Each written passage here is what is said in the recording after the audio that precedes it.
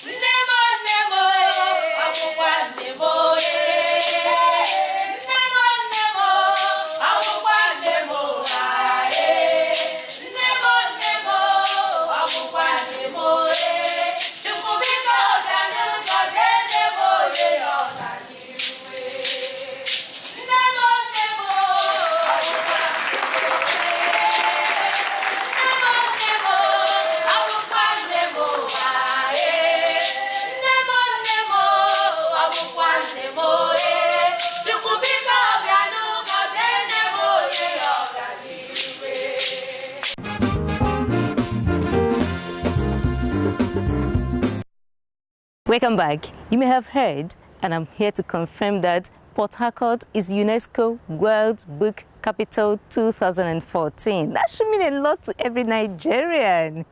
What did you do right for this world title to be bestowed on us? Let's get details from this report. It's all about books, and Port Harcourt has consistently played host to literary enthusiasts. In 6 years, a literary festival has taken place in the Garden City. Having received accolades for successful events, the organizers decided to put in an entry for the prestigious UNESCO World Book Capital. Any city interested in being World Book Capital puts in a nomination according to guidelines that have been stipulated by the program. The proposal had to be 25 pages maximum, so you had to be in a very short space, convince the judges that you could be World Book Capital. Of course, they wanted to know what measures you'd put in place to be able to say what impact your programs are having on society. Nigeria won, and she's taking over from Bangkok. The nomination of Port Harcourt as UNESCO World Book Capital is something that we should be very proud of, but it doesn't stop there. We should seize the opportunity. Nigeria has bad press. Many times you travel and you get to the border of a country and you show your green passport and you're asked to step aside. And there's so many wonderful, positive stories from Nigeria. So this is an opportunity to spread the word, tell it on the mountain, that this is one of the wonderful things about Nigeria. And what are those things? The writers we have produced. You go around the world. I was reading Dreams from My Father by Barack Obama, and in that book he mentions Achebe and Things Fall Apart. So Nigerian writers have played such an incredible role in nation building. UNESCO World Book Capital will be Port Harcourt's new title for a year. Mrs. Kalango and her team have a rich lineup of programs. We will begin with a week of opening ceremonies. We would round off with a week of closing ceremonies. If I start with the opening ceremonies, we have an international literature exhibition. We have an opportunity to interact with some of Nigeria's most important writers. We have discussions around the book. We have drama performances, etc. Through the year, we have the book of the month. We would highlight a book every month. We have carefully chosen the books we're highlighting. We encourage everybody to read those books and use them as a focal point for thoughts, for generation of discussion. debate, deliberation on issues that affect all of us, with a view to preferring solutions for society. So it's not just reading for reading's sake, but reading to bring about change that is positive for Nigeria. We have the annual Port Harcourt Book Festival. In the course of the year, we are setting up 200 book clubs in 100 schools in Port Harcourt. We are training volunteers and teachers to be able to run this book club so that there's sustainability even after the World Book Capital program. We'd be having Meet the Author sessions. We'd be having, I'm sure I've said, a writer's residency program already. These are just some of the programs. We'd be having adult literacy classes. We'd be even engaging out of school children with literacy classes and book clubs so that we can graft them, into the population of literate people. Attaining this height is a wonderful boost for the country's image. It also says a lot about the readership status of the country. Do we read? Yes. The question is, do we read enough? The other question is, what are we reading? Do we read like we used to? I don't think so. Do we read enough? I don't think so. And it's not a Nigerian problem alone. I think it's a problem all over the world. It's the fallout of the society in which we live today.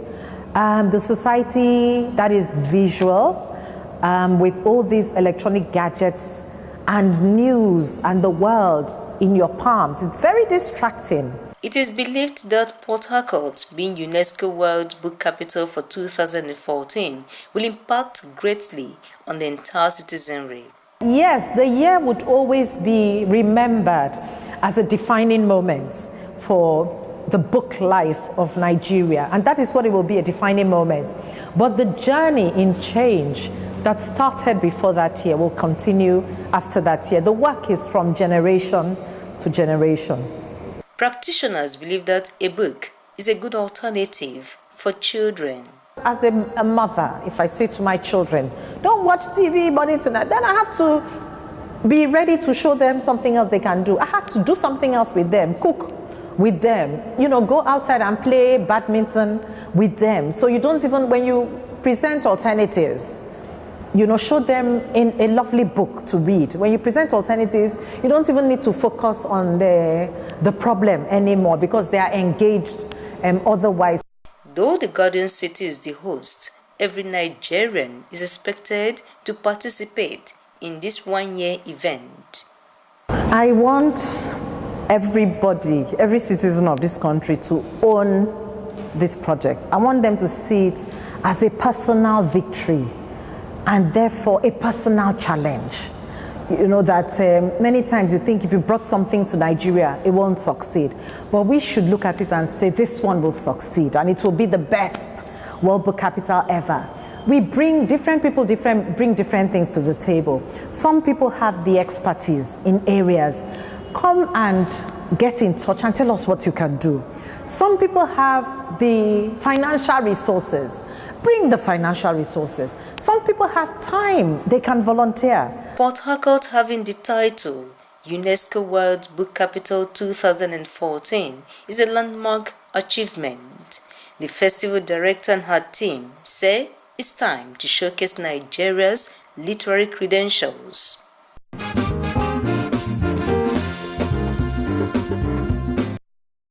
Personally, I'll keep my ear to the ground so that I'll really participate. The first book of the month is Arrow of God. If you belong to my generation, then you must have read it in secondary school. I'm going to buy Arrow of God and I will read it again. This year I've also resolved to give only books as gifts.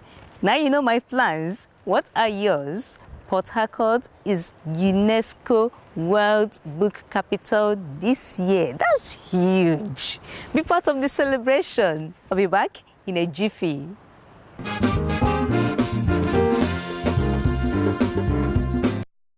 Nice to have you back. We're still celebrating the most populous black nation in the world. IREP'S International Documentary Film Festival is a Nigerian initiative for Africa. Every year, filmmakers and producers from different parts of the continent converge on Lagos for this unique festival. I was there, and this is what I brought back for you. The 2014 edition of IREP'S International Documentary Film Festival had a theme, Rhythms of Identity, Africa in Self-Conversation. This is a festival about conversation. Number one, we don't have any documentary film festival currently on the west coast of Africa. And we are part of the Documentary Network Africa. We represent West Africa here, and we're also on the board of the West Africa Documentary Film Forum, which is the organization that was organizing coordinating the festival in Ghana. The three of us, we used to attend a festival in Accra called Real Life Documentary Film Festival. You know, this festival was initiated by a Senegalese French lady, Lydie Diakate, and Awam Ankpa, who is a Nigerian who had relocated.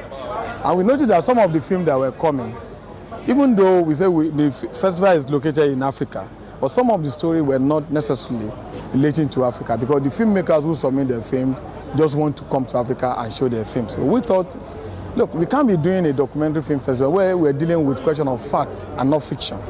And the story that we're being told are the same thing that we've been criticizing, that the Western media, the Western artists like to talk about Africa from their own perspective. They come in here, they give money to some African filmmakers and dictate to them what should be done. So we decided, okay, let's bring the festival to Nigeria and deliberately call it Self-Conversation. Over 44 films were screened. There was a workshop and also producers' roundtable. One of the topics discussed was spirituality, identity, and representation. I posit that whatever it is, we need to do research into what defines our spirituality. That is, as filmmakers, especially as documentary filmmakers. And when we do that as a point of social responsibility, then we can begin to use the medium to educate those who don't know. And generally, I think there is an issue about how, let's say, myths, tropes from culture, how they're portrayed in Nigerian films. And my own position is this. We all read the Harry Potter novels. Our children all over the world, they watch the Harry Potter films. And we've seen what a phenomenon the author of Harry Potter has made of herself. We've seen what a phenomenon and what a money-spinning series of films the Harry Potter films have been.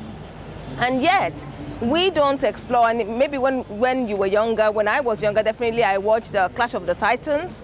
We all use all the ways in which Europe perpetuates its own myths, its own cultural symbols, but we've jettisoned ours. And I think we need to find a way to explore our own myths, our own cultural symbols, including even the religious symbols, in a way that is energizing, in a way that is creative, and in a way that says new things about the way we live today. Practitioners also spoke on challenges facing documentary productions in Africa.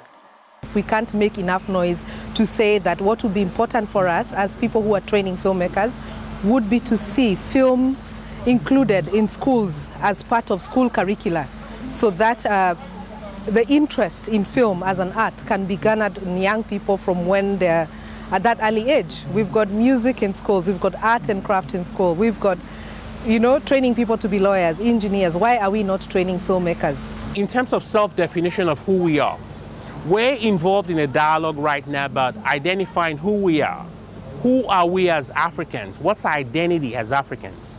And in pursuing and trying to understand that identity and that double, triple consciousness, that schizophrenia, personality schizophrenia of trying to define ourselves, this is what is coming forth. And I think this is where you're getting a lot of that, the negative vibration that you think you're feeling that's coming out of the documentaries and the very difficult stories. But when you balance the difficult stories, there's still stories of victory. because we're still here. Despite everything that's happened to us as Africans, we're here. This is the 4th edition of I Represent International Documentary Film Festival. 7 countries in the continent are represented here. Producers from Europe and America also came. At the Producers Net Roundtable, we're bringing filmmakers from abroad, from our guests from Europe and our guests from around Africa and Nigeria together to develop particular scripts, if it's possible, because you can't force it, for them to work together to see whether we can do co-production. We're after co-production. That's what we're emphasizing, which is why we bring a lot of the Germans in, because they are very advanced in this idea of documentary filmmaking. So if they can bring the idea to share with us, some African filmmakers who have good scripts, who have good ideas, can then go into co-production with other people.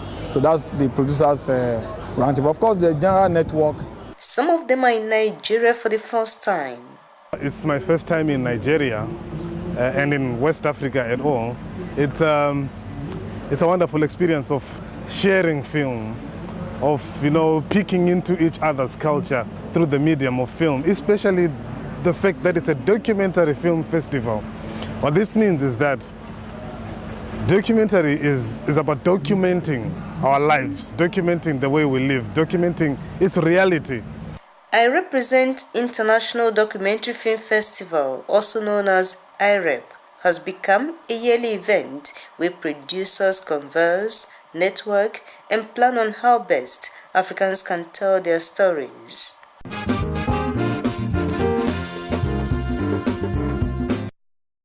Well done, IREP. Keep up the good work. Now to a place you should visit, Nkem Gallery. You see a wide range of contemporary art pieces. Take a look. Chief Frank Okonta has been an art enthusiast for more than 5 decades. If you lived in Jos and Bauchi, say about 65 years ago, there's no how you'll not come to see what God has given to people. The mountains and the rocks in Jos were really incredible. The weather too, it's hot, it's cold, it's lukewarm. God really created Plateau State to be a very beautiful place. And that was when I really started, liking art. He's fascinated by all art forms, and his 25-year-old gallery is a visitor's delight. The place is named after his late daughter, Nkem. My daughter was an artist. She studied art to even master's level. And she was just into art. She just liked it. You can see some of her works here.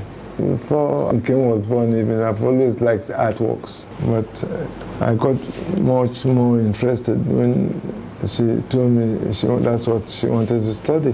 And I started getting very familiar with her works and started liking her works and really started liking art. And I made up my mind a long time ago that when I retired from the civil service, I was going to open an art gallery. Chief Okonta has served as the president, Association of Gallery Owners of Nigeria, a judge in many art competitions, and has also participated in other art events. Despite his large collection, he's still acquiring new ones. Some people who like to spend their money on women. There are some people who like to spend their money on drinks. There are some people who like to spend their money on clothes. You must have money to spend on something. But I wanted to just start acquiring beautiful things that I like. All artists, I think that their works are good, I buy. So if you come to my gallery, you will see all kinds of things. Woodworks, bronze works, works on paper, works on canvas, all kinds of things. Works on charcoal, works on pencil, all kinds of things. I think Nigerian artists are the best in the world. I've traveled to so many places, but when I come to look at works that Nigerians have done or are doing, you just can't thinking that God has created geniuses in this country. He says he does not like to sell his art pieces. I didn't sell much. I sold very little works. But there were quite a few people who came to me and they wanted to buy. some things. And I sold to mostly my friends. Even till today, I prefer to sell to my friends than to sell to people I don't know very well. Why I sell to my friends? Because I can go to their homes and see the works. Each time I go to my friends' houses and see works they have acquired from me, I get very happy, very pleased. I say, yes, at least my work hasn't gone to, as they say, Banza.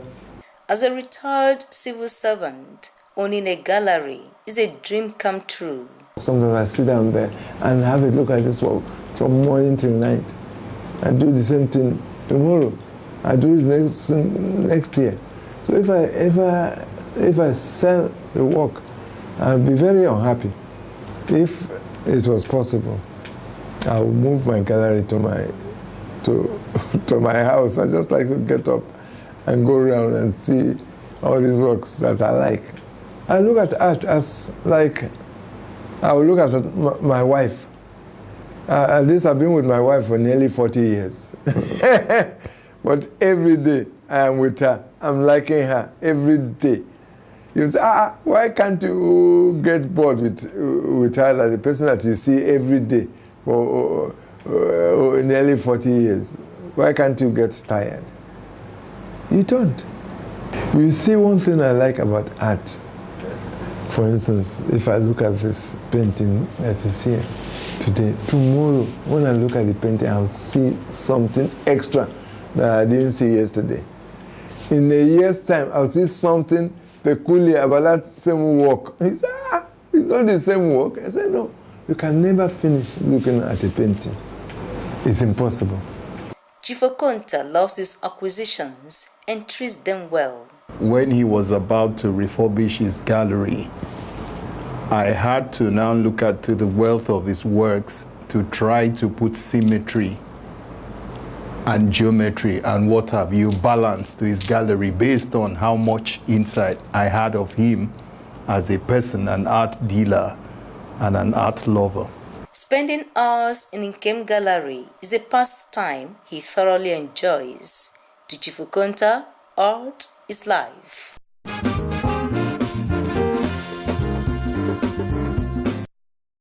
Wow, in such a short time, we've taken you to different parts of the country to see what creative people are doing. I hope you enjoyed our film today. By God's grace, Art and Leisure will be back same time next week. To watch more episodes, you can visit our website, www.artandleisure.com.ng. My name is Chioma Okpara. Love yourself, love Nigeria.